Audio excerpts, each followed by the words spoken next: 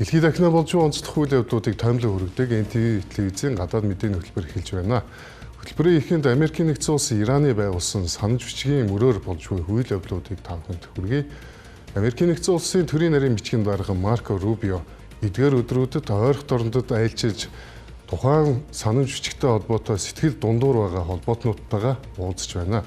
Ялангуяа Персийн булангийн орнууд болон Израиль улсын зүгээс Иран улсын эсрэг хориг арга хэмжээг сулруулах, мөн тус улсыг сэргээн босгохтой холбоотой 300 тэрбум Америк долларын сан үүсгэснийг хүчтэй эсэргүүцэж байгаамаа. Марко Рубио айлчлалынхаа эхний зогсоол болох Арабын нэгдсэн Эмират улсад хүрэлцэн очиж, тус улсын ерөнхийлөгч Шейх Мухаммед бин Заид Аль Нахян болон үндэсний аюулгүй байдлын зөвлөх гадаад иргэн сайд нартай ажлын өдрийн зоог барьж уулзжээ.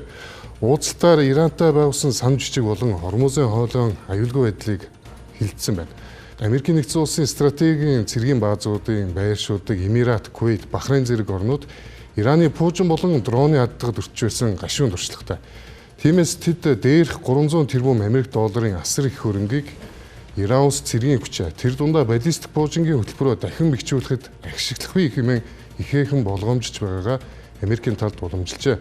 Мөн Америкийн нэгдсэн улс болон Ираны хооронд цаашид 60 хоногийн туршид явагдах наривчсан хилцээрийн хамгийн ээдрээтэй гол сэдв нь цөмийн зэвсэг хийх түвшинд ойртсон буюу 60% хүртэл баяжуулсан Ираны ураны нөөцийн цаашдын хувь заяаг Арабын орнууд ойроос ажиглаж байна. Үүний дараа төрийн нарийн бичгийн дарга Кувейт улсад зочилж тус улсын эмир шейх Мишель Ахмедтэй аюулгүй байдал, доктортой байдлыг бэхжүүлэх асуудлаар хилцээ хэлсэн. Энэ үеэр Марко Рубио сэтгүүлчдэд хандан бид бүс нутагт дах олон жилийн түүх толботнуудынхаа аюулгүй байдлыг судруулах ямар ч алхам хизээч хийхгүй юм мэдэгдэж Вашингтон тэдний талд бат зогсохыг дахин нотолсон байна. Мөн энэхүү айлчлал үеэр бас нэгэн онцлог үйл явдал болсон. Өмнө Ираны дэмжлэгтэй бүлэглүүдийн дроны хадлагын улмаас үйл ажиллагаанд зогсоод байсан Кувейт хотдох Америкийн нэгдсэн улсын элчин сайдын яамны далбайг дахин мандуулж хэв ажиллагаанд нь оруулсан явдал байна. Вашингтоны энэхүү дипломат хүчин чармайлттай зэрэгцсэн бүс нутгийн улс орнууд өөрсдийн бие даасан хилцээг мөн эхлүүлээд байна.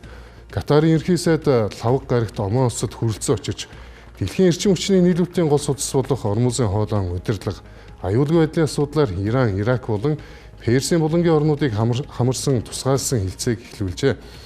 Хэдийгээр тус хоолойгоор газрын тусны тээвэрлэлд сэргэж үн буурсан ч цаашдын доктортой менежментийг тохиролцох шаардлагатай байгаа юм. Түүнчлэн Саудын Арабт Иран улс болон бусад орнуудыг оролцуулсан бүс нутгийн эвлэрлийн томоохон уулзалт зохион байгуулагдах төлөвтэй байгааг дипломат их сурвалжууд мэдээлж байна.